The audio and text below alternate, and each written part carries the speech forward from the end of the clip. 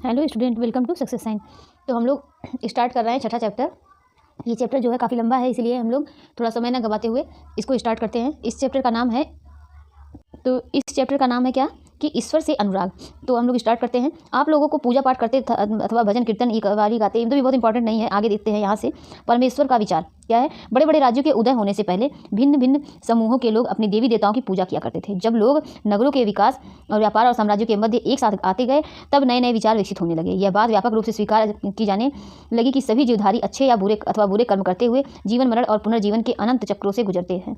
इसी प्रकार यह विचार भी गहरे बैठ गया था कि सभी व्यक्ति जन्म के समय एक बराबर नहीं होते हैं। यह मान्यता कि सामाजिक विशेषाधिकार किसी उच्च परिवार अथवा ऊंची जाति में पैदा होने के कारण मिलते हैं। कई पांडित्यपूर्ण ग्रंथों का विषय था।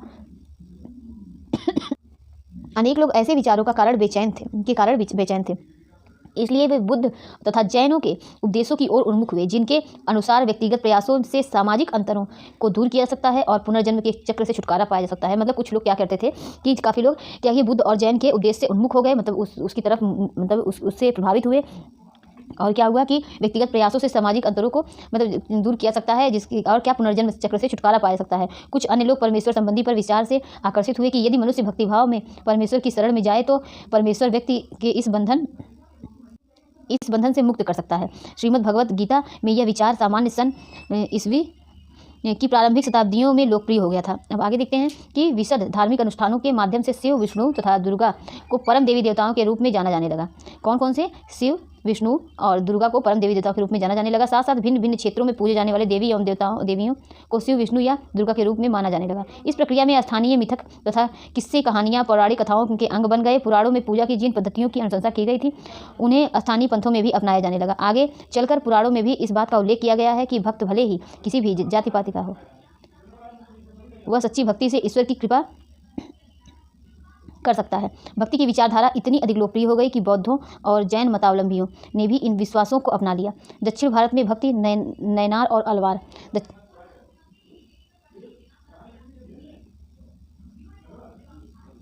दक्षिण भारत में क्या है कि दक्षिण भारत में भक्ति नैनार और अलवार ये कौन है कि 7वीं से 9वीं शताब्दी के बीच कुछ नए धार्मिक आंदोलनों का प्रादुर्भाव हुआ। इन आंदोलनों का नेतृत्व नैनारों, मतलब जिसको क्या कहते हैं, शैव संत, ठीक है, और अलवारों वैष्णव संत, मतलब नैनार को शैव संत बोलते हैं और अलवार को वैष्णव संत ने किया। ये संत सभी जातियों के थे, जिनमें पुलैया और पनार जैसी अस्पृश्य समझी जाने वाली जातियों के लोग भी शामिल थे।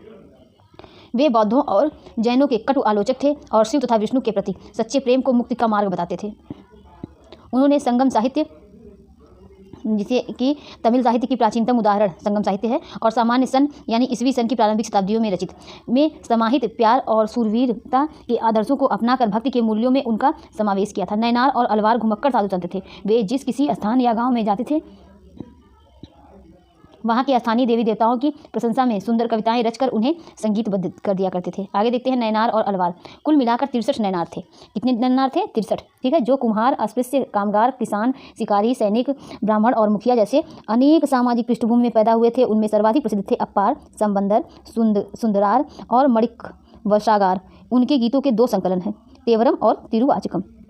आगे देखते हैं कि अलवार संत संख्या में 12 थे। वे भी भिन्न भिन्न प्रकार की पृष्ठभूमि से आए थे। उनमें से सर्वाधिक प्रसिद्ध थे पेरी अलवार, उनकी पुत्री अंडाल, तोड़र, डिपोड़ी अलवार और नम्मालवार। उनके गीत दिव्य प्रबंधन में संकलित हैं। आगे देखते हैं कि 10वीं से 12वीं सदियों के बीच चोल और पांड्यन राजाओं ने उन अनेक धार्मिक स्थलों पर विशाल मंदिर बनवा दिए जहाँ की संत कवियों ने यात्रा की थी। इस प्रकार भक्ति परंपरा और मंदिर पूजा के बीच गहरे संबंध स्थापित हो गए। वही वह समय था जब उनकी कविताओं का संकलन तैयार किया गया था। इसके अलावा अलवारों और नैनार संतों की धार्मिक जीवनियाँ भी रची गई। आज हम भक्ति परंपरा के इतिहास लेखन में इन जीवनियों का स्रोत के रूप में उपयोग करते हैं। ये भक्ति और भक्त और भगवान क्या थे, इसको देखिए, इंपॉर्टेंट नहीं। आगे देखते हैं दर्शन और भक्ति। इसको देखते हैं कि भारत के सर्वाधिक प्रभावशाली दार्शनिकों में से एक शंकर का जन्म 8वीं सदी में केरल में हुआ था।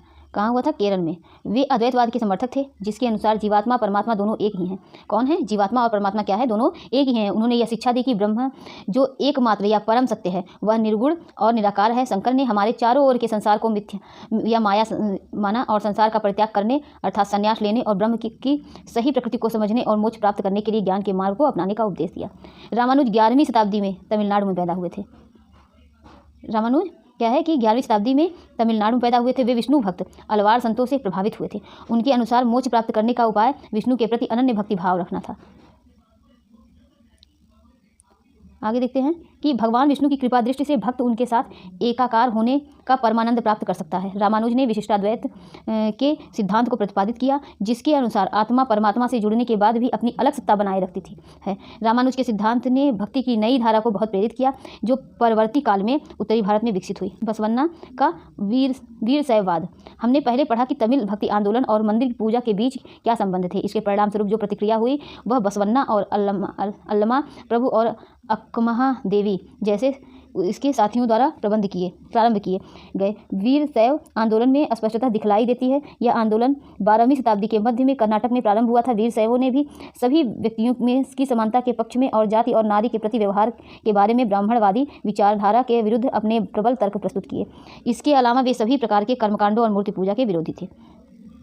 हम आगे बढ़ते हैं कि वीरशैवों के वचन। अभी वीरशैवों के वचन क्या हैं, नीचे कुछ दिए गए हैं, इसके बारे में पढ़ दे रहे हैं कि धनवान लोग शिव के लिए मंदिर बनाते हैं, मैं एक गरीब आदमी क्या करूंगा। ये देखिए सब इंपॉर्टेंट नहीं है। आगे देखते हैं कि दक्कन में भक्ति आंदोलन। 13वीं से 17वीं शताब्दी तक महाराष्ट्र में अनेकानेक संत कवि हुए, जिनके सरल मराठी भाषा में लिखे गए गीत आज भी जनमन को प्रेरित करते हैं। उन संतों में सबसे महत्वपूर्ण थे ज्ञानेश्वर, नामदेव, एकनाथ और तुकाराम और तथा सखुबाई जैसी स्त्रियाँ तथा चोखा मेला का परिवार, जो अस्पृश्य समझी जाने वाली महार जाति का था। भक्ति की यह क्षेत्रीय परंपरा पंढरपुर में विट्ठल और जनमन के हृदय में विराजमान व्यक्तिगत देव संबंधी विचारों पर केंद्रित थी। इन संत कवियों ने सभी प्रकार के कर्मकांडों, पवित्रता के ढोंगों और जन पर आधारित सामाजिक अंतरों का विरोध किया। यहाँ तक कि उन्होंने संन्यास के विचार को भी ठुकरा दिया और किसी भी अन्य व्यक्ति की तरह रोजी रोटी कमाते हुए परिवार के साथ रहने और विनम्रतापूर्वक जरूरतमंद साथी व्यक्तियों की सेवा करते हुए जीवन बिताने को अधिक पसंद किया। उन्होंने इस बात पर बल दिया कि असली भक्ति दूसरों के दुखों को बांट लेना है। इससे एक नए मानवतावादी विचार का उद्भव हुआ। जैसा कि सुप्रसिद्ध गुजराती संत नरसिंह मेहता ने कहा था, वैष्णव जन तो तेने कहिए पीर पराई जाने रे। तो ये गुजराती संत कौन थे? नरसिंह मेहता ने। इन्होंने क्या कहा था? वैष्णव जन तो तेने कहिए पीर पराई जाने रे। ये सामाजिक व्यवस्था का प्रश्न चिन्ह है। यहाँ ये कुछ इंपॉर्टेंट नहीं है। आगे देखते हैं। ये नाथपंथी सिद्ध और योगी। इस काल में अनेक ऐसे धार्मिक समूह उभरे जिन्होंने साधारण तर्क वितर्क का सहारा लेकर रूढ़िवादी धर्म के कर्मकांडों और अन्य बनावटी पहलुओं तथा समाज व्यवस्था की आलोचना की। उनमें नाथपंथी जो है वो सिद्धाचार और योगीजन उल्लेखनीय है। ठीक है। उन्होंने संसार का परित्याग करने का समर्थन किया। उनके विचार से निराकार परम सत्य का चिंतन मनन और उनके साथ एक हो जाने की अनुभूति ही मोक्ष का मार्ग है। इसके लिए उन्होंने योगासन, प्राणायाम और चिंतन मनन जैसी क्रियाओं के माध्यम से मन एवं शरीर को कठोर प्रशिक्षण देने की आवश्यकता पर बल दिया। ये समूह खासतौर पर नीची कहे जाने वाली जातियों में बहुत लोकप्रिय है। उनके द्वारा की गई रूढ़िवादी धर्म की आलोचना ने भक्ति मार्गीय धर्म के लिए आधार तैयार किया, जो आगे चलकर उत्तरी भारत में लोकप्रिय शक्ति बना। आगे देखते हैं कि इस्लाम और सूफी मत। संतों और सूफियों में बहुत अधिक समानता थी। यहाँ तक कि यह भी माना जाता है कि उन्होंने आपस में कई विचारों का आदान प्रदान किया और उन्हें अपनाया। सूफी मुसलमान क्या थे? वो रहस्यवादी थे। वे धर्म के बाहरी आडंबरों को अस्वीकार करते हुए ईश्वर के प्रति प्रेम और भक्ति तथा सभी मनुष्यों के प्रति दया भाव रखने पर बल देते थे। इस्लाम ने एकेश्वरवाद यानी एक अल्लाह के प्रति पूर्ण समर्पण की दृढ़ता से प्रचार किया। 8वीं और 9वीं सदी में धार्मिक विद्वानों ने पवित्र कानून और इस्लामिक धर्मशास्त्र के विभिन्न पहलुओं को विकसित किया। इस्लाम धीरे धीरे जटिल होता गया। ठीक है। तो इस्लाम क्या है? धीरे धीरे जटिल होता गया, जबकि सूफियों ने एक अलग रास्ता दिखाया जो ईश्वर के प्रति व्यक्तिगत समर्पण पर बल दिया।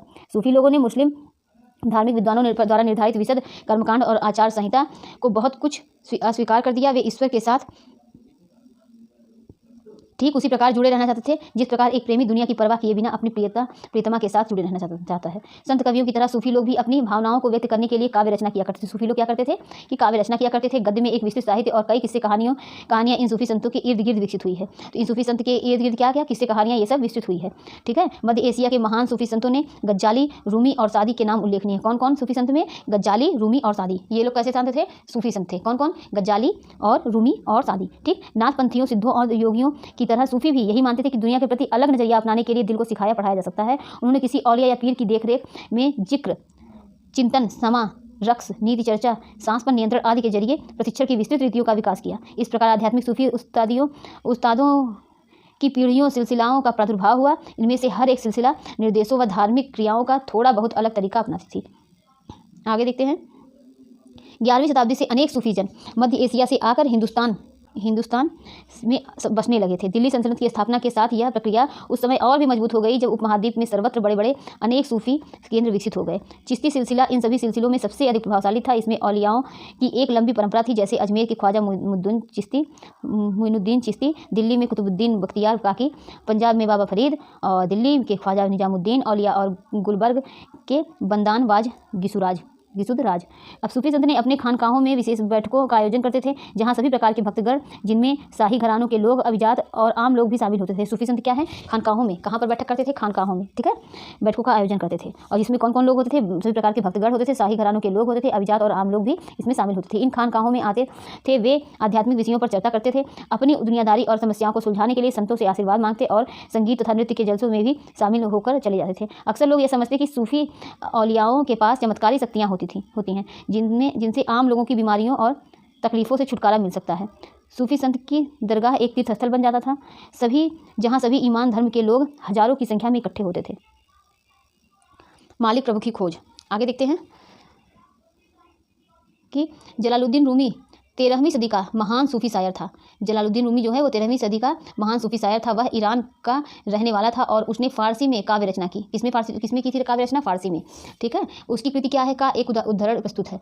वह ईसाइयों की सूली पर नहीं था। मैं हिंदू मंदिरों में गया, वहाँ भी उसका कोई नामो निशान नहीं था। न तो वह ऊंचाइयों में मिला, न ही खाइयों में। मैं मक्का के काबा में भी गया, वह वहाँ भी नहीं था। मैंने इसके बारे में दार्शनिक एविसेना से पूछा। वह एविसेना जो है कि पहुँच से परे था। मैंने अपने दिल में झांका, यही उसकी जगह थी, वही मैंने उसको पाया और वह और कहीं नहीं था। तो मतलब ये किसका है, किसका कथन है? जलालुद्दीन रूमी का है, ठीक है, जो कि क्या था, सूफी शायर था। आगे देखते हैं उत्तर भारत में धार्मिक बदलाव।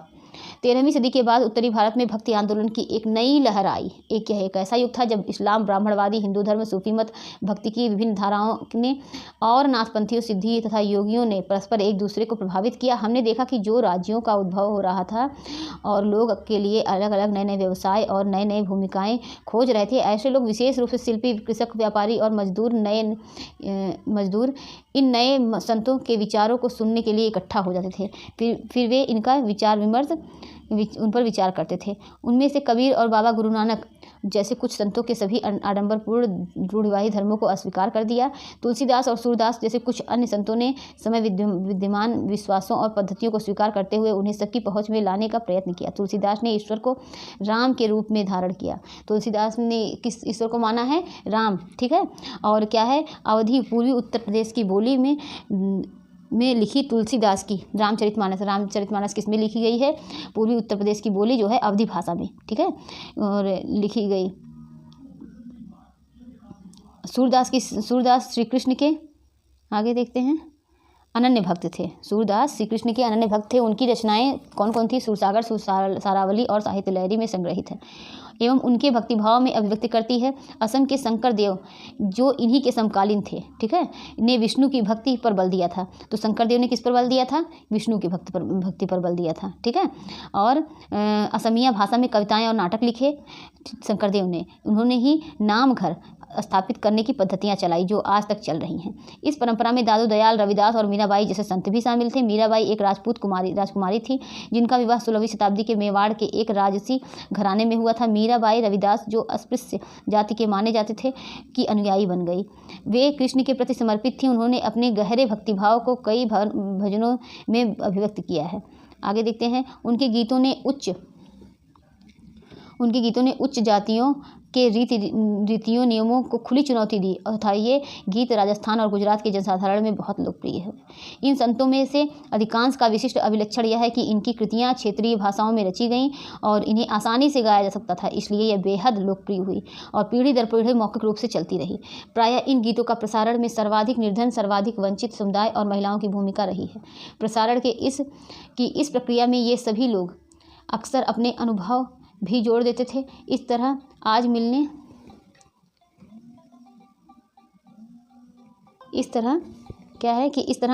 वाले गीत संतों की रचनाएं तो हैं ही, साथ साथ उन पीढ़ियों के लोगों की रचनाएं मानी जा सकती हैं जो उन्हें गाया करते थे। वे हमारी जीती जागती जनसंस्कृति का अंग बन गई।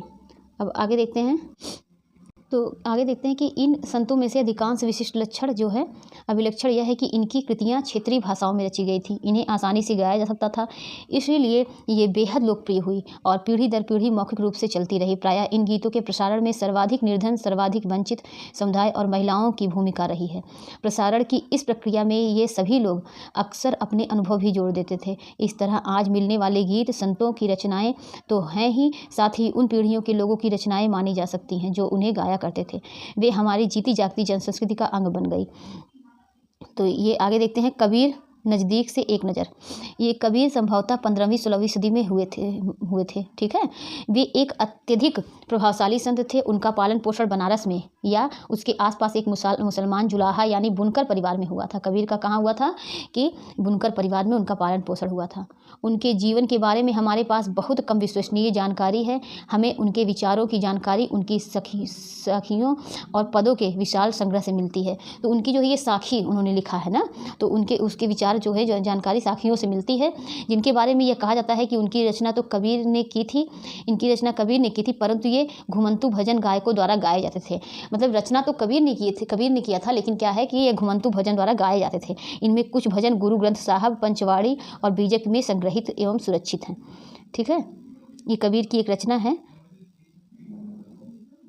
आगे देखते हैं कि कबीर के उपदेश प्रमुख धार्मिक परंपराओं की पूर्ण एवं प्रचंड अस्वीकृति पर आधारित थे। उनके उपदेशों में ब्राह्मणवादी हिंदू धर्म और इस्लाम दोनों की ब्रह्म आडंबरपूर्ण पूजा के सभी रूपों का मजाक उड़ाया गया है। उनके काव्य की भाषा बोलचाल की हिंदी थी, जो आम आदमियों और आसानी से समझी जा सकती थी। उन्होंने कभी कभी रहस्यमयी भाषा का भी प्रयोग किया, जिसे समझना कठिन होता है। कबीर निराकार परमेश्वर में विश्वास रखते थे।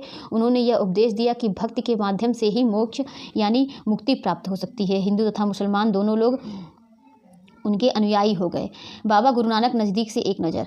कबीर की अपेक्षा बाबा गुरु नानक के बारे में हम कहीं अधिक जानते हैं। तलवंडी कहाँ है? पाकिस्तान में ननकाना साहब, ठीक है, में जो है तलवंडी में क्या जन्म लेने वाले बाबा गुरु नानक ने करतारपुर, जो रावी नदी के तट पर डेरा बाबा नानक, ठीक है, और में एक केंद्र स्थापित करने से पहले कई यात्राएं की। उन्होंने अपने अनुयायियों के लिए करतारपुर में एक नियमित उपासना पद्धति अपनाई, जिसके अंतर्गत उन्हीं के शब्दों को गाया जाता था। उनके अनुयायी अपने अपने पहले धर्म या जाति अथवा लिंग भेद को नज़रअंदाज करके एक साझी रसोई में इकट्ठे खाते पीते थे। इसे लंगर कहा जाता था। बाबा गुरु नानक ने उपासना और धार्मिक कार्यों के लिए जो जगह नियुक्त की थी उसे क्या धर्मसाल कहा जा गया। आज इसे गुरुद्वारा कहते हैं। 1539 में इनकी मृत्यु के पूर्व बाबा गुरु नानक ने एक अनुयायी को अपना उत्तराधिकारी चुना। इनका नाम क्या था? जो इनके अनुयायी थे लहरनाथ, क्या और लेकिन ये गुरु अंगद के नाम से जाने जाते थे। इनका जो मतलब नाम था वो लहना था, लेकिन उसके ये गुरु अंगद के नाम से जाने जाते थे। गुरु अंगद बाबा गुरु नानक के ही बाबा गुरु नानक के ही अंग माने गए। गुरु अंगद ने बाबा गुरु नानक की रचनाओं का संग्रह किया और उस संग्रह में अपनी कृतियां भी जोड़ दी। संग्रह एक नई लिपि गुरुमुखी में लिखा गया था। गुरु अंगद के 3 उत्तराधिकारियों ने भी अपनी रचनाएं नानक के नाम से लिखी। इन सभी का संग्रह गुरु अर्जन ने 1604 में किया। इस संग्रह में शेख फरीद, संत कबीर, भगवत नामदेव और गुरु तेग बहादुर जैसे सूफियों, संतों और गुरुओं की वाणी जोड़ी गई। 1706 में इस बृहद संग्रह को गुरु तेग बहादुर के पुत्र व उत्तराधिकारी गुरु गोविंद सिंह ने प्रमाणित किया। आज इस संग्रह को सिखों के पवित्र ग्रंथ गुरु ग्रंथ साहब के रूप में जाना जाता है। 16वीं शताब्दी में बाबा गुरु नानक के उत्तराधिकारियों के नेतृत्व में उनके अनुयायियों की संख्या का विस्तार हुआ। ये अनुयायी कई जातियों के थे, परंतु इनमें व्यापारी, कृषक और शिल्पकार ज़्यादा थे। इसकी वजह यह हो सकती है कि बाबा गुरु नानक इस बात पर बल दिया करते थे कि उनके अनुयायी गृहस्थ हों और उपयोगी व उत्पादक पेशों में जुड़े हों। अनुयायियों से यह आशा भी की जाती थी कि वे नए समुदाय के सामान्य कोष में योगदान देंगे। 17वीं शताब्दी के प्रारंभ में केंद्रीय गुरुद्वारा हरमंदर साहब, जो कि स्वर्ण मंदिर और के आसपास रामदासपुर शहर, जो कि अमृतसर में है, विकसित होने लगा था। प्रशासन में यह वस्तुतः स्वायत्त था। आधुनिक इतिहासकार इस युग के सिख समुदाय को राज्य के अंतर्गत राज्य मानते हैं। मुगल सम्राट जहांगीर इस समुदाय को क्या है कि एक संभावित खतरा मानता था। उसने 1606 में गुरु अर्जन को मृत्युदंड देने का आदेश दिया। कब दिया गया था? 1606 ईस्वी में गुरु अर्जन को मृत्युदंड देने का आदेश दिया गया। 17वीं शताब्दी में सिख आंदोलन का राजनीतिकरण शुरू हुआ। कब हुआ था? कि 17वीं शताब्दी में सिख आंदोलन का राजनीतिकरण शुरू हुआ, जिसका दूरगामी परिणाम यह हुआ कि 1699 में गुरु गोविंद सिंह ने खालसा की संस्था का निर्माण किया। खालसा पंथ के नाम से जाना जाने वाला सिख समुदाय अब एक राजनैतिक सत्ता बन गया। 16वीं और 17वीं शताब्दी की बदलती हुई ऐतिहासिक परिस्थितियों ने सिख आंदोलन के विकास को प्रभावित किया। शुरू से ही बाबा गुरु नानक के विचारों को सिख आंदोलनों पर गहरा प्रभाव पड़ा। ठीक है, उन्होंने एक ईश्वर की उपासना के महत्व पर जोर दिया। उन्होंने आग्रह किया कि जाति, धर्म अथवा लिंग भेद मुक्ति प्राप्ति के लिए कोई मायने नहीं रखते हैं। उनके लिए मुक्ति किसी निष्क्रिय आनंद की स्थिति नहीं थी, बल्कि सक्रिय जीवन व्यतीत करने के साथ साथ सामाजिक प्रतिबद्धता की निरंतर कोशिशों में ही निहित थी। अपने उपदेश के सार को व्यक्त करने के लिए उन्होंने 3 शब्दों का प्रयोग किया, नाम, दाम और क्या? स्नान। ठीक है, नाम से उनका तात्पर्य सही उपासना से था। दान का तात्पर्य था कि दूसरों का भला करना, मतलब दान का क्या तात्पर्य था? दूसरों का भला करना। और इंसान का तात्पर्य, स्नान का तात्पर्य आचार विचार की पवित्रता थी। ठीक है, आचार विचार की क्या थी? पवित्रता थी। आज उनके उपदेशों का नाम जपना, कीर्तन करना और वंड छकना के रूप में याद किया जाता है। ये अवधारणाएं भी उचित विश्वास और उपासना, ईमानदारी पूर्व निर्वाह और संसाधनों को मिल बांट कर प्रयोग करना, यानी कि दूसरों की मदद के महत्व को रेखांकित करती है। इस तरह बाबा गुरु नानक के समानता के चारों ओर सामाजिक राजनीतिक मायने थे। शायद इसी बात से हमें बाबा गुरु नानक और उनके अनुयायियों के इतिहास और कबीर, रविदास एवं दादू जैसे संतों और उनके अनुयायियों के इतिहास में फ़र्क को समझने में मदद मिलती है। तो ये भी चैप्टर जो है समाप्त हुआ। काफ़ी लंबा चैप्टर था ये। अब नेक्स्ट डे हम लोग दूसरा चैप्टर पढ़ेंगे। आप लोग कम से कम इसको पढ़ते रहिए, क्योंकि क्वेश्चन जो है इसी से बनते हैं। ठीक है, फिर ठीक है, आप लोग पढ़ाई करते रहिए, स्वस्थ रहिए, मस्त रहिए।